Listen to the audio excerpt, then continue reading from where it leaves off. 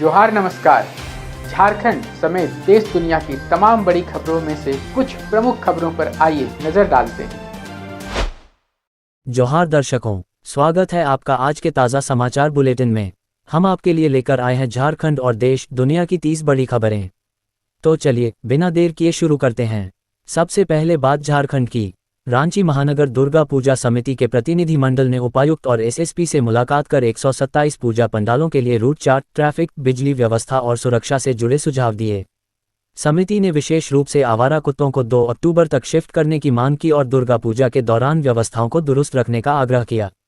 इस अवसर पर डॉक्टर अजीत सहाय, प्रदीप बाबू, लखपति कुमार साहू, राजन वर्मा, बाबू रविंद्र वर्मा, अमर साहू, रणधीर राणा, समीर सिंह एवं अन्य उपस्थित रहे। दुर्गा पूजा को लेकर रांची में 27 सितंबर से 2 अक्टूबर तक ट्रैफिक व्यवस्था में बड़े बदलाव किए गए हैं, जिसके तहत सुबह 8 बजे से अगले दिन सुबह 4 बजे तक भारी वाहनों और शाम 4 बजे से सुबह 4 बजे तक मेन रोड व कई अन्य रूटों पर निजी वाहनों का परिचालन प्रतिबंधित रहेगा। श्रद्धालुओं की सुविधा के लिए 18 स्थानों पर विशेष पार्किंग व्यवस्था की गई है ताकि पूजा पंडालों तक पहुंच में आसानी हो।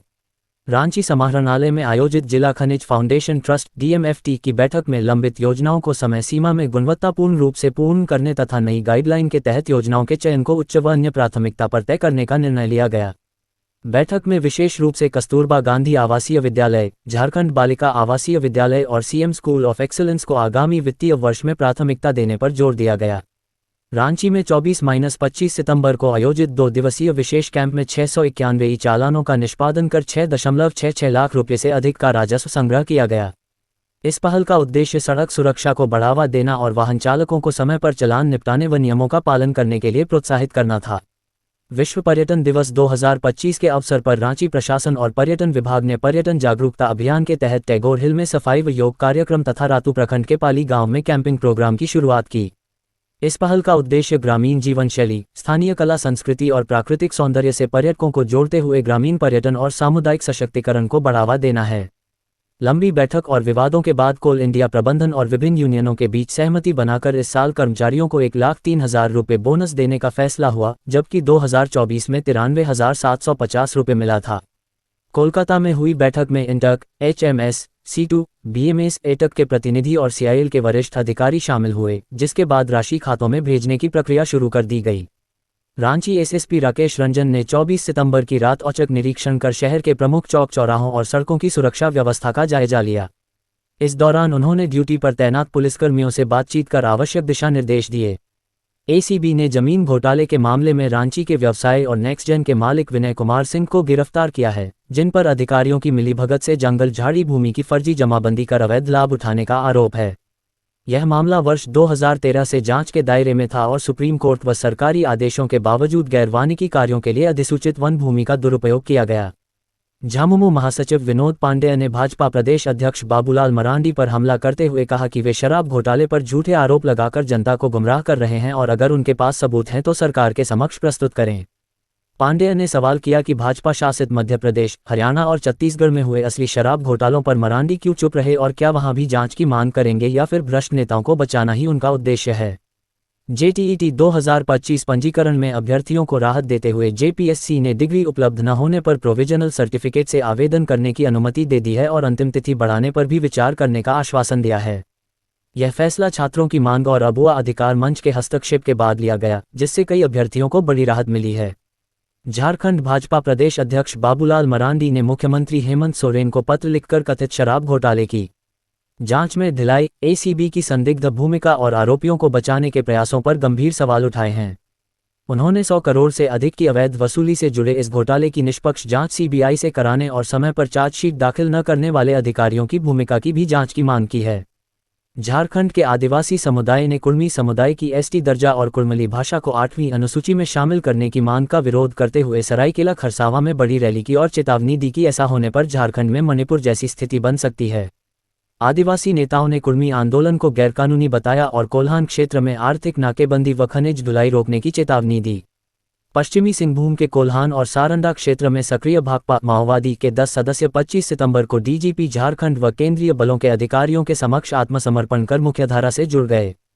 पुलिस के अनुसार पिछले 3 वर्षों में 9,631 अभियान चलाए गए, जिनमें 175 नक्सली गिरफ्तार हुए, 10 मारे गए और भारी मात्रा में हथियार बरामद हुए, जबकि 2022 से अब तक 26 नक्सली आत्मसमर्पण कर चुके हैं। रामगढ़ पुलिस ने भुरकुंडा में हुए 2 गोलीकांड का खुलासा करते हुए राहुल दुबे गैंग के 3 गुर्गों को हथियारों और गोलियों के साथ गिरफ्तार किया है, जिन्होंने माइनिंग साइट पर फायरिंग कर रंगदारी और दहशत फैलाने का काम किया था।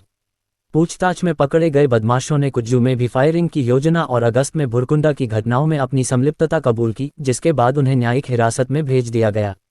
झारखंड में अगले 5 दिन बादल छाए रहने और हल्की से मध्यम बारिश के साथ कुछ इलाकों में वज्रपात की संभावना है, जिसका कारण बंगाल की खाड़ी में बन रहा नया लो प्रेशर सिस्टम है। रांची में मांड में 140.2 मिलीमीटर बारिश का रिकॉर्ड दर्ज हुआ और अब तक सीजन में 50% ज्यादा वर्षा हो चुकी है। हालांकि तापमान में कोई बड़ा बदलाव नहीं होगा। श्री विश्वकर्मा भक्त मंडल द्वारा चेन्नई के चुल्ले में आयोजित विश्वकर्मा पूजा महोत्सव में 17 और 18 सितंबर 2025 को रांची निवासी सिम्मी गोस्वामी ने राधा और पार्वती के रूप में नृत्य प्रस्तुति दी। इस अवसर पर उन्हें सम्मानित भी किया गया। रांची की उद्यमी और डिजाइनर तृप्ति कुमारी लकड़ा का चयन एलिविटा मिसेज इंडिया वर्ल्ड 2025 के फाइनल चरण में हुआ है, जो मिसेज वर्ल्ड जैसी अंतर्राष्ट्रीय प्रतियोगिता का आधिकारिक भारतीय चयन द्वार है। संघर्षों के बावजूद अपने brand dirty pause, pranic healing और संतुलित जीवन के जरिए तृप्ति ने यह साबित किया है कि सौंदर्य आत्मविश्वास, व्यक्तित्व और उद्देश्य में निहित होता है, जिससे झारखंड को राष्ट्रीय स्तर पर गौरव मिला है। अब देखिए राष्ट्रीय सुर्खियां। भारत अमेरिका के बीच व्यापार और वीजा टकराव के बीच जल्द ही प्रधानमंत्री नरेंद्र मोदी और अमेरिकी राष्ट्रपति डोनाल्ड ट्रंप की मुलाकात हो सकती है, जिन्हें ट्रंप ने हाल ही में अपना सबसे अच्छा दोस्त बताया था। दोनों देशों के बीच ऊर्जा, रक्षा और रणनीतिक सहयोग पर वार्ता जारी है और क्वाड शिखर सम्मेलन भी इस साल के अंत या 2026 की शुरुआत में होने की संभावना है। अक्टूबर 2025 में नवरात्रि, दशहरा, दिवाली, छठ समेत विभिन्न त्योहारों और साप्ताहिक अवकाशों के कारण देश भर में अलग अलग शहरों में बैंक 20 दिनों तक बंद रहेंगे। विशेषज्ञों ने सलाह दी है कि लोग समय से पहले बैंकिंग कार्य निपटा लें और जरूरत पड़ने पर डिजिटल बैंकिंग या एटीएम का उपयोग करें। बीसीसीआई ने वेस्टइंडीज के खिलाफ 2 टेस्ट मैचों की सीरीज के लिए शुभमन गिल को कप्तान और रविंद्र जडेजा को उपकप्तान बनाते हुए 15 सदस्यीय भारतीय टीम घोषित की, जिसमें ध्रुव जुरेल मुख्य विकेटकीपर और नीतीश रेड्डी व देवदत्त पडिक्कल नए चेहरे होंगे। ये सीरीज वर्ल्ड टेस्ट चैंपियनशिप 2025 से 27 का हिस्सा है, जिसका पहला टेस्ट 2 अक्टूबर को अहमदाबाद और दूसरा 10 अक्टूबर को दिल्ली में खेला जाएगा। दिल्ली हाई कोर्ट में अरविंद केजरीवाल को बंगला आवंटन के मामले की सुनवाई हुई, जहां सरकार ने आश्वासन दिया कि उन्हें 10 दिनों के भीतर बंगला दिया जाएगा। आपकी ओर से टाइप 7 या 8 श्रेणी का बंगला मांगा गया, जिस पर अदालत ने कहा कि विवाद बातचीत से सुलझाया जाए और सरकार के आश्वासन को रिकॉर्ड पर लिया। कांग्रेस ने बिहार विधानसभा चुनाव 2025 में महिला वोट बैंक साधने के लिए प्रियंका गांधी को मैदान में उतारा है, जो 26 सितंबर को मोतिहारी में पहली रैली और पटना में महिलाओं से संवाद करेंगी। वहीं नीतीश सरकार उसी दिन 1 करोड़ से अधिक महिलाओं को 10-10 हज़ार रुपये ट्रांसफर कर अपने मजबूत महिला वोट बैंक को साधने की कोशिश करेगी, जिससे मुकाबला दिलचस्प हो गया है। रेल मंत्री अश्विनी वैष्णव ने घोषणा की है कि दिवाली और छठ से पहले पटना नई दिल्ली मार्ग पर वंदे भारत स्लीपर ट्रेन शुरू होगी, जो मात्र 11.5 घंटे में यात्रा पूरी करेगी, जबकि राजधानी एक्सप्रेस को 23 घंटे लगते हैं। एयरप्लेन जैसी सुविधाओं से लैस इस ट्रेन में 16 डिब्बों में 1128 यात्री यात्रा कर सकेंगे और किराया राजधानी से 10 से 15% अधिक होगा। केंद्रीय मंत्रिमंडल ने प्रधानमंत्री नरेंद्र मोदी की अध्यक्षता में 10.91 लाख रेलवे कर्मचारियों को 78 दिनों के वेतन के बराबर 1865.68 करोड़ रुपये के पीएलबी बोनस के भुगतान को मंजूरी दी है। प्रत्येक कर्मचारी को अधिकतम 17,951 रुपये बोनस मिलेगा, जो रेलवे के उत्कृष्ट प्रदर्शन और कर्मचारियों को प्रोत्साहन स्वरूप दिया जा रहा है। महाराष्ट्र के पिंपरी चिंचवाड़ में मजदूरों को खुदाई के दौरान मुगलकालीन 216 सोने के सिक्के मिले, जिन्हें छुपाकर बेचने की कोशिश करते समय पुलिस ने बरामद कर लिया, जिनकी कीमत 70 लाख से अधिक आंकी गई है।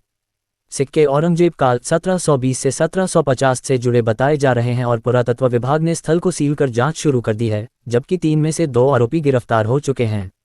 ये थी आज की 30 बड़ी खबरें। अगर आप ऐसे ही अपडेट्स पाना चाहते हैं तो हमारे YouTube चैनल को सब्सक्राइब करें, Facebook पेज को लाइक करें और इस वीडियो को शेयर जरूर करें। फिर मिलेंगे अगले बुलेटिन में, तब तक के लिए जोहार और नमस्ते।